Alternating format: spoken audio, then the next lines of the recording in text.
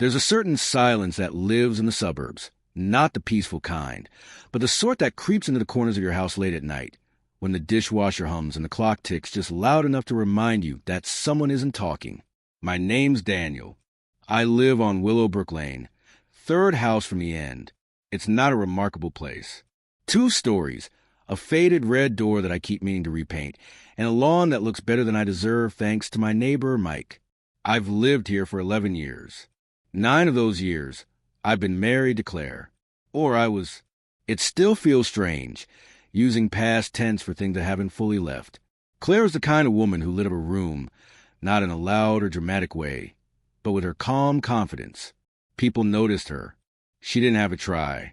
I always felt a little lucky, like the quiet guy in a rom-com who somehow ends up with a woman everyone else was too intimidated to approach. I work from home, IT stuff mostly.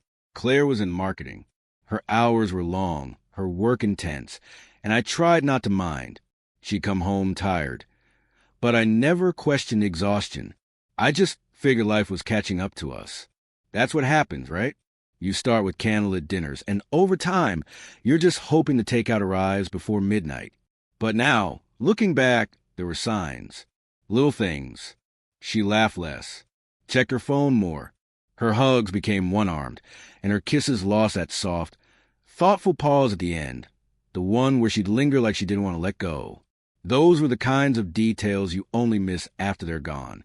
And Mike, he saw it before I did. Mike's my neighbor. Divorced, no kids.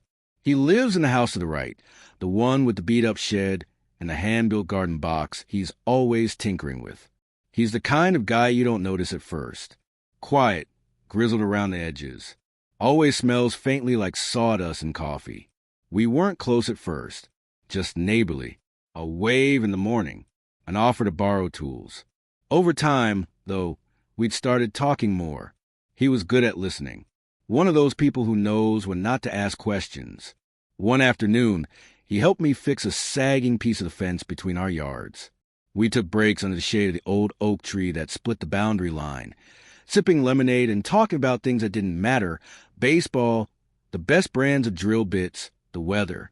I didn't know then that he already suspected something, that he'd seen something he wasn't ready to say out loud. He told me later that he struggled with it for days, that it felt like betrayal, even though the betrayal wasn't his to own. He kept watching, hoping he was wrong. But he wasn't. It started with a car. Mike was in his kitchen on a Tuesday morning, same time as always. He told me he liked watching the sunrise while drinking his second cup of coffee. The way he said it, I could tell it wasn't about the sunrise. He saw Claire. She walked out her front door, dressed for work, got into her car like usual. But then, 10 minutes later, a second car pulled up to the curb. A man got out. Mike didn't recognize him. Claire opened the door, let him in, and they disappeared inside. He didn't tell me that day, or the day after. He said he convinced himself it could have been anything. A realtor, maybe, or someone from her office. But then it happened again. And again. 3 times, he said. That was his line. And the 3rd time, he saw them through the window. Not fully, not clearly, but enough. A silhouette that stood too close. A kiss that lasted a second too long. He never told me how he felt in that moment. Just that he set down his coffee, stared into his mug, and didn't finish it. Meanwhile, I was living in the slow unraveling. Claire had started working late more often. She said her boss was demanding, said she was helping with a product launch. I believed her. Why wouldn't I? There's a strange comfort in denial. It's warm, soft, and convincing. It lets you sleep at night, as long as you don't look too closely at the cracks in the frame. I noticed she changed her perfume. She stopped asking about my day. She started locking her phone. But still I didn't know, until Mike sat me down. It was a Saturday. I was out front, trying to replace a headlight on my car, and Mike walked over with a beer in each hand. That wasn't unusual, but the look on his face was. He looked like a man carrying a weight that didn't belong to him. "Got a minute?" he asked. "Sure," I said, wiping my hands. He handed me a beer. We sat on the edge of the porch. He didn't speak for a while. Neither did I. The silence was comfortable at first. Then it wasn't. I need to tell you something, he said finally, and I don't know if it's my place, but I care about you, man. You're a good guy, and I've been where you are. I stared at him, confused. He took a breath, looked away. I've seen Claire with someone, another man, at your house, more than once. The world slowed down, or maybe I just did. What? I said. It came out flat. He nodded, quiet. I didn't want to say anything until I was sure. I hoped I was wrong, but I'm not. I stared at him, my mind trying to make sense of it, trying to tell myself he was mistaken, that there was a reason, that he'd misread something. But I knew Mike. He wasn't careless with words, and he didn't lie. I swallowed hard, the beer suddenly bitter in my mouth. Are you sure? I asked. He looked at me then, steady and sad. Yeah, I'm sorry. I didn't say anything after that. Just stood up, walked to the garage, and stood there with my hands shaking. That night, I didn't confront her. I couldn't. She came home late, said traffic was awful, gave me a kiss on the cheek, poured a glass of wine, and sat on the couch scrolling through her phone.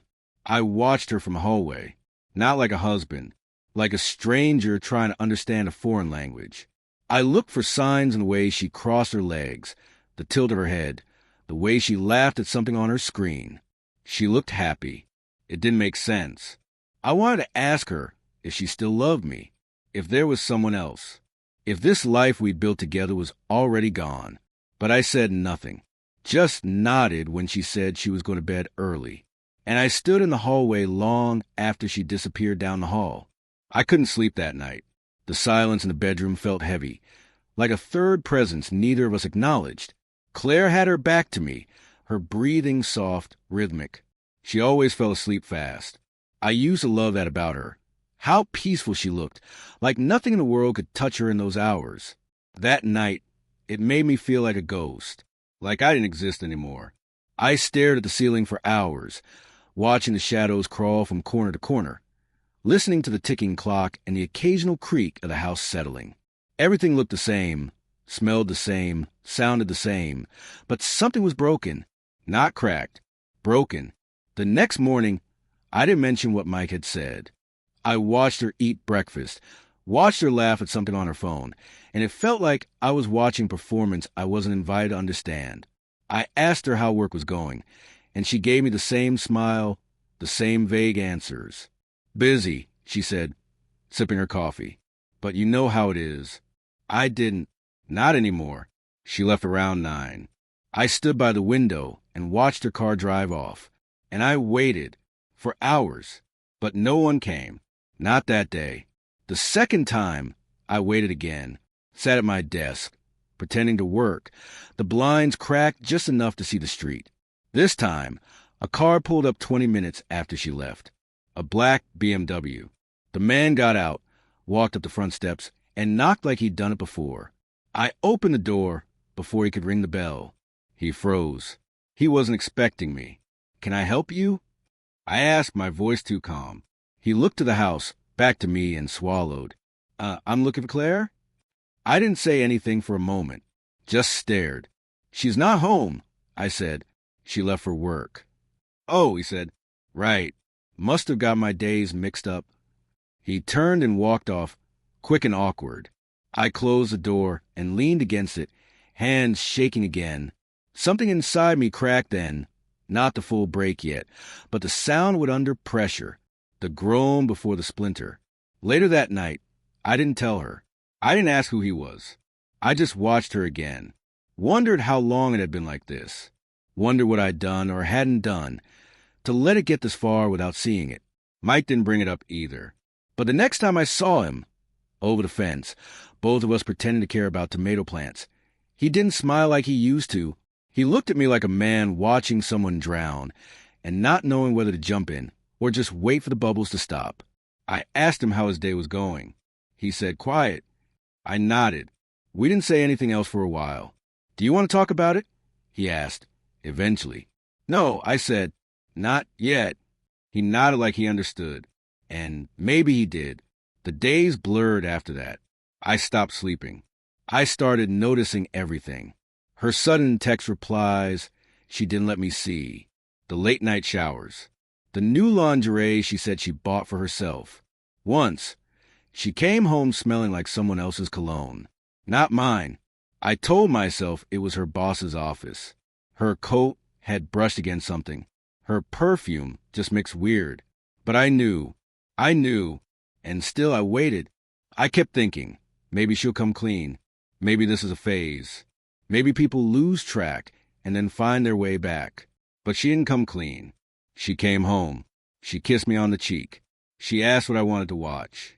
And I sat there, playing the role I was assigned, wondering when I'd be allowed to leave the stage.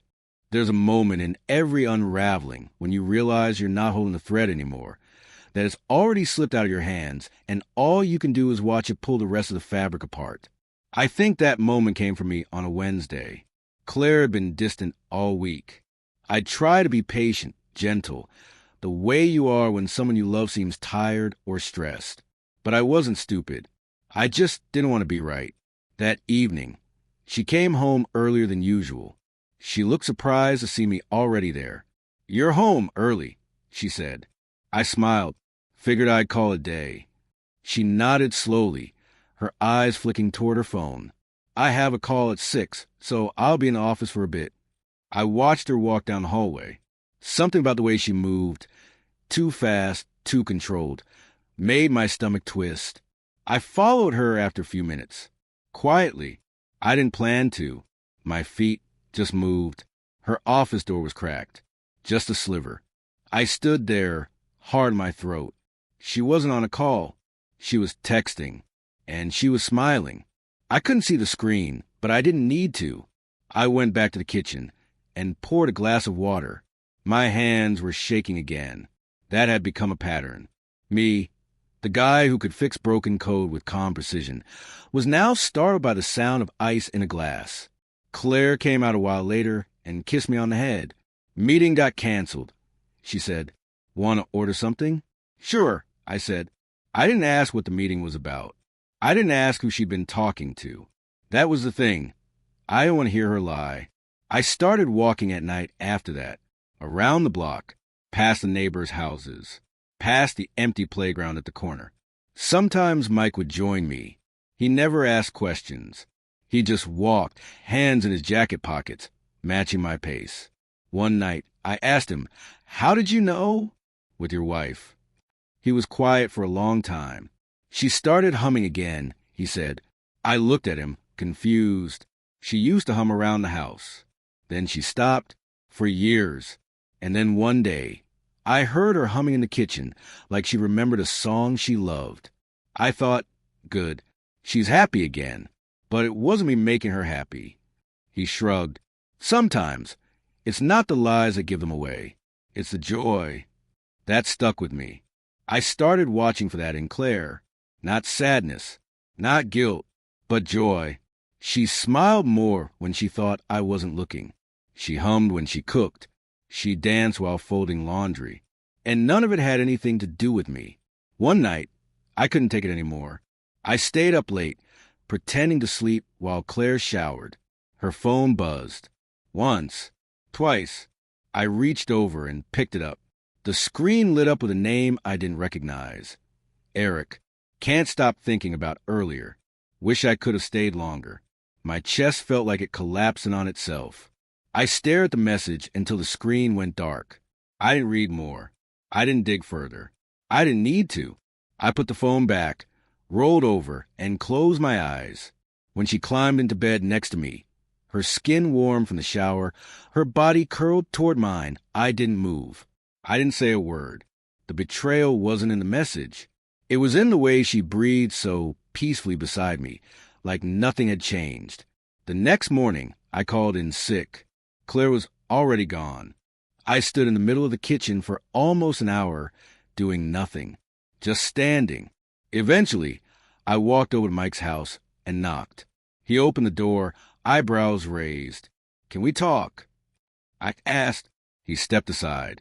"Yeah, come in." We sat in his living room, the curtains drawn against the morning sun. I didn't know what I wanted to say. I just knew I didn't want to be alone. "She's cheating," I said. Finally, Mike didn't say anything, just nodded. I stared at the floor. I saw the messages. He leaned forward, elbows on his knees. I'm sorry, man. I shook my head. You were right. I think I always knew. I thought maybe it would stop, that she'd realize something. She might, Mike said quietly, but that doesn't mean it'll go back to what it was. I closed my eyes. It's like living with a stranger, I said. She still kisses me goodnight, still folds my laundry, still says love you when she leaves. But none of it feels real anymore. That's the part that hurts the most, he said. The pretending. We sat in silence for a while. Then I asked him, what did you do? When it happened to you? I forgave her, he said. Twice. I looked at him, surprised, and then I stopped, because forgiveness without change is just enabling. I nodded, not sure what that meant for me yet. I went home and waited. When Claire came back that night, I watched her take off her coat, put her keys in a bowl by the door, and ask if I wanted Thai or Indian. I told her I wasn't hungry. She asked if something was wrong. I looked her in the eyes and said, no, and I hated how easy it was to lie. The next few days blurred into a fog I walked through without purpose. I went to work, answered emails, folded laundry, made coffee, and kissed my wife goodbye each morning, knowing she was driving straight to someone else's arms. There's a kind of madness in pretending nothing is wrong when everything inside you is screaming. It wears you down. You start to forget what the truth feels like. I didn't confront her.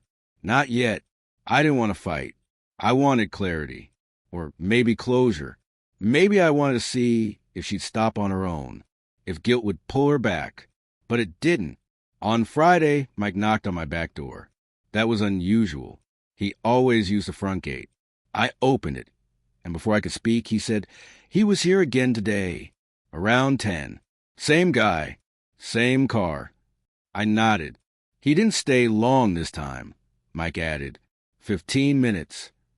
15 minutes is long enough, I said. Mike shifted his weight, looking unsure. What are you going to do? I don't know yet. You want help? I looked at him, surprised. Not like that, he said quickly. Just whatever you need. I gave him a small smile. Thanks. He nodded and left, the screen door creaking shut behind him. That night, Claire came home late. She didn't apologize for it. She didn't need to. I didn't ask where she'd been. We sat on the couch watching some show she liked. I didn't remember the title. Couldn't follow the plot. My heart was racing the entire time, not from love or nerves, but from something raw and jagged lodged under my ribs. I didn't recognize myself anymore. Around 10, she leaned into me, rested her head on my shoulder, and said, You've been quiet lately. Everything okay? I hesitated. My hand brushed her hair. Yeah, I said, just tired. She kissed my cheek. You've been working too hard. I stared at the TV. Yeah, I said again. The next morning, I made a decision. I needed to see it with my own eyes. Not shadows. Not texts. Not Mike's word. I needed to catch the moment, not for revenge. Not to scream or throw things or drag her through shame. I needed it to be real in the only way it could be. Unmistakable. Final. So I told her I had a meeting across town on Saturday. Told her I'd be gone for most of the day. She nodded, barely listening, already looking at her phone. I packed my bag and left like I said I would. Then I came back an hour later and parked down the block, waited in the car. At 10:06, the black BMW rolled up and parked in front of my house. He got out, checked his reflection in the mirror, and walked to the door with a casualness that made my stomach turn. She opened it in a robe, let him in, closed the door behind him. I didn't cry. I didn't scream. I didn't rush in. I sat in the car and watched the street. Watched birds on power lines. Watched a kid ride past on a bike. It's strange how quiet the world stays even when your own has ended. At 10:47, he came out again. His face was flushed. He walked a little faster than he had going in. I let him leave. Then I drove away. I didn't go home for a while. I drove around town, through back roads and neighborhoods I hadn't seen in years. I passed a diner Claire I used to eat at on Sundays, back when we still laughed together. I passed a bookstore where I bought her a novel she never finished. I passed a spot near the lake, where I once asked her if she thought we were forever. She said yes. No hesitation. Eventually, I pulled into a grocery store parking lot and just sat there. I didn't think, didn't cry, didn't even move. I just sat with the weight of it all pressing down on me, as real and solid as the steering wheel in my hands. When I finally got home, the house was quiet. Claire was in the kitchen, chopping vegetables. She looked up and smiled. "Hey, you're back early." I stared at her. Her robe was gone. She was dressed like nothing had happened, like she hadn't let another man into our home just hours earlier. Into our bed, probably. "Yeah," I said. "Meeting got canceled." She nodded. "Want to help with dinner?" I looked at the cutting board, the way she held the knife, the way her fingers moved, familiar and sure. And I knew this was the end of something. Maybe not tonight, maybe not tomorrow, but soon. Something had already left us, and now I was standing in the ruins of what remained, pretending I could still live there. That night, I sat out on the porch with Mike. We didn't speak for a long time. He just handed me a beer, and we watched the streetlights flicker on. Eventually, I said, "I saw him today, with her." Mike didn't look at me, just nodded. "What now?" he asked. I shook my head. "I don't know." "Do you still love her?" I took a long sip. I think I love who she used to be, or who I thought she was. I don't know if that's the same thing anymore. Mike leaned back in his chair, his beer resting on his thigh. That's the hard part, letting go of someone who already left without packing. We sat there until the sky turned dark. I didn't go back inside for a long time. Sunday morning came heavy. There was something in the air. Maybe it was just me, but it felt like the house held its breath.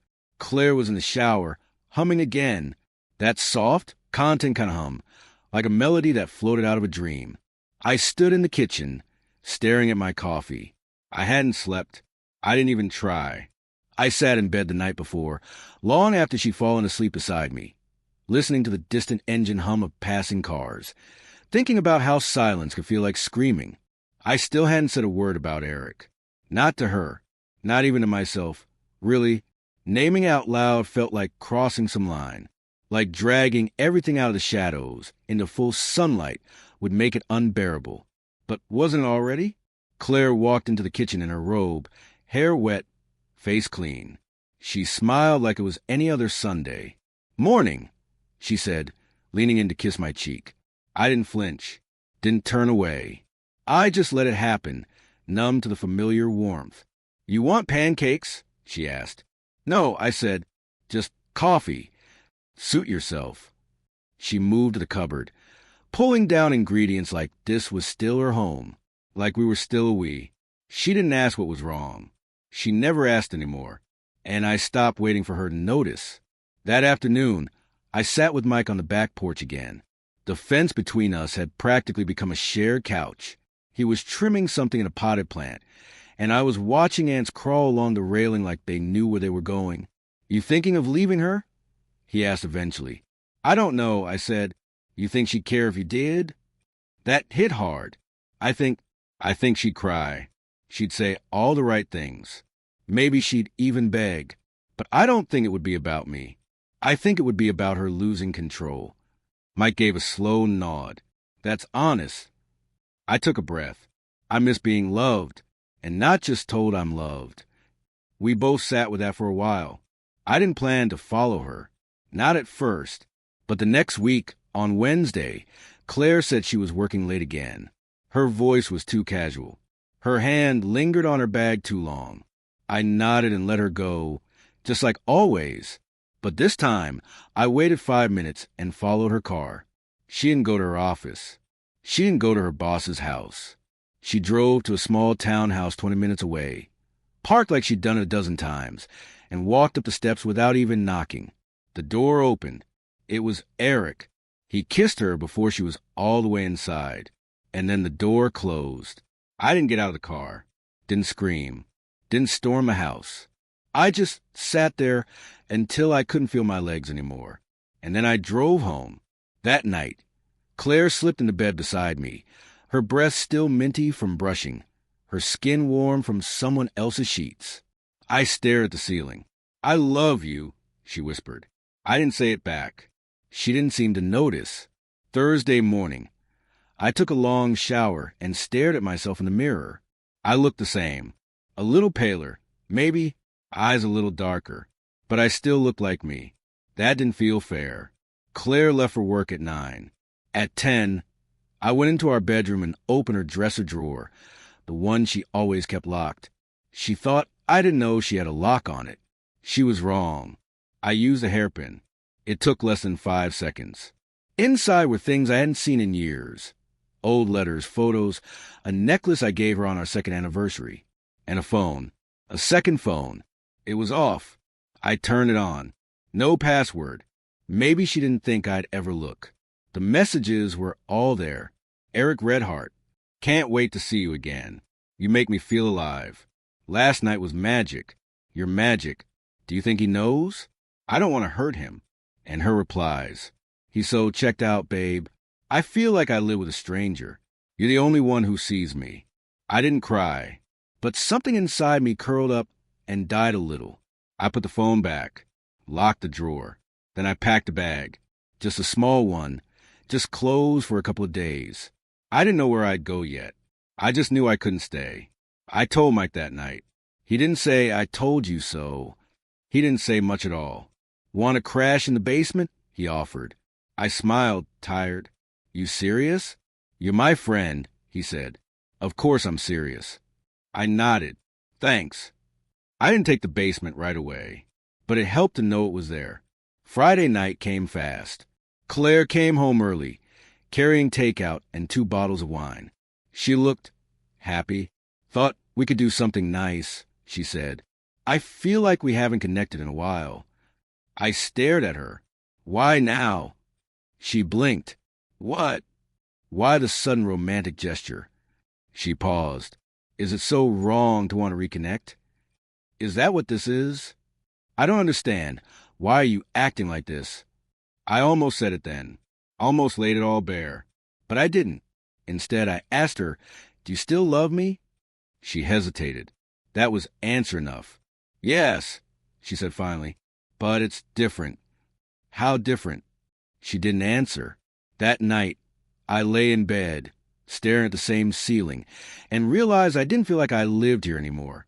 I felt like a guest overstaying his welcome. I waited until her breathing softened, until she fell asleep, and then I slipped out of bed and grabbed my bag. I walked to the back door, stepped out into the yard, and tapped on the fence. Mike was already waiting, like he'd known. "Basement's made up," he said. I nodded, and just like that, I left my own house. Down in the basement, it was cold, but it felt more honest. I laid on the pull-out couch and stared at the ceiling beams, listening to hum of pipes and the ticking of a heater. It wasn't home, but neither was upstairs. For the first time in weeks, I slept. The next morning, Claire texted me. "Where are you?" I didn't reply. Half an hour later, she called. I ignored it. Then came the knocks at Mike's door. I stayed quiet in the basement. Mike answered her. "Yeah, he's here." Pause. "No, he's not ready to talk." Pause. "No, Claire, not today." He closed the door and walked downstairs with a cup of coffee for me. "She looked like she'd seen a ghost," he said. I muttered. She just didn't expect it to be her own. He chuckled softly and handed me the cup. "Proud of you," he said. I didn't feel proud, but I felt real for the first time in a long while. I stayed in Mike's basement for 3 days. Claire tried calling, texting. She even slid a note under Mike's door. "Please come back. I miss you. I made a mistake. Please let me fix this." Mistake. That word made me want to laugh. Mistake was forgetting to take the trash out. Mistake was overcooking dinner. This was something else. This was deliberate, prolonged, performed like a ritual in my house, in our bed, under our wedding photo. And I let it happen.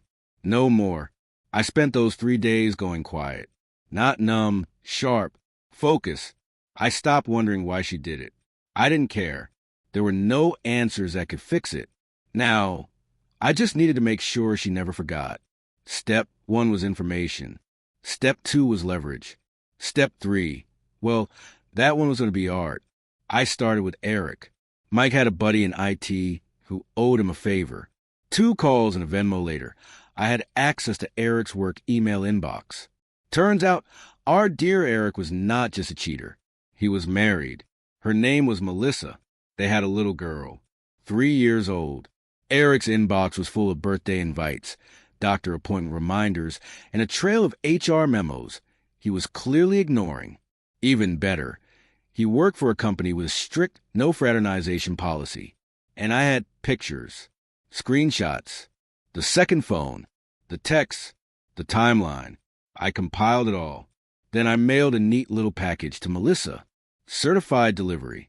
Signature required. I added a handwritten note. You don't know me, but your husband knows my wife. Next came Claire. I waited until she was at work and went back to the house. I had keys. Of course I did. She wasn't expecting me. I walked in like I still owned the place, because legally I did, and took what was mine. My clothes, my books, my laptop, my tools. I even took the coffee grinder she never used. While I was packing, I opened her laptop.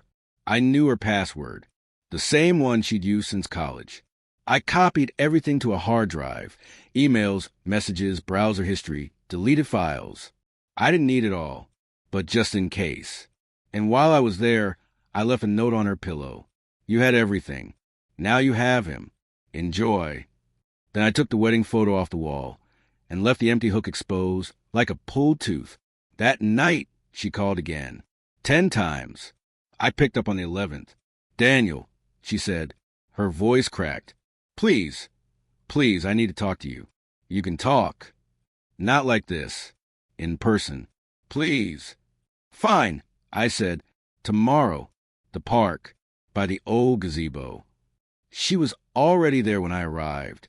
Standing stiff. Her arms wrapped around herself like they could keep her from falling apart. Thank you for coming, she said. I didn't answer. I don't even know where to start. Try the beginning. She swallowed hard. It wasn't supposed to happen. At first, it was just texts. Talking.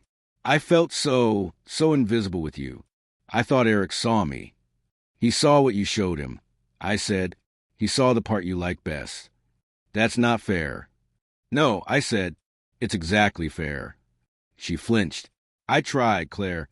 I tried harder than you'll ever know. I gave you patience. Space. I let you lie to my face and still kissed you goodnight. And you didn't stop. Tears welled up in her eyes. I was stupid. No, I said, you were selfish. She reached for my hand. I stepped back. You don't get to touch me anymore. She started crying. Daniel, I'm sorry. I'm so sorry. I want to fix this. There's nothing left to fix. I turned to leave. Wait, she cried. Are you just going to throw everything away? I paused, turned slightly. No, Claire. You threw it away. I just picked up the trash. That weekend, I sent a copy of the hard drive contents to her office email, and to HR, and to a few co-workers I knew she pretended to like but secretly hated. Just enough to embarrass her. Just enough to ruin her curated version of the truth. But not enough to destroy her. I wasn't trying to destroy her. Just expose her. Eric's wife filed for divorce within the week. Took the kid. Took the car. Took half his company stock. He got fired for violating company policy. Claire called again. Left a voicemail. You ruined his life, she said. You ruined mine. I smiled when I heard it. Sometimes fire needs a burn through everything before anything can grow again. Mike and I built a fire pit in his yard. On the last night of summer, we sat out there drinking whiskey and burning what was left. Old love notes, copies of pictures, the wedding program. I threw the note she left under Mike's door into the flames last. It curled and twisted, and the ink faded into smoke. You good? Mike asked. I nodded. I think I am. What now? Now, I said, leaning back, I live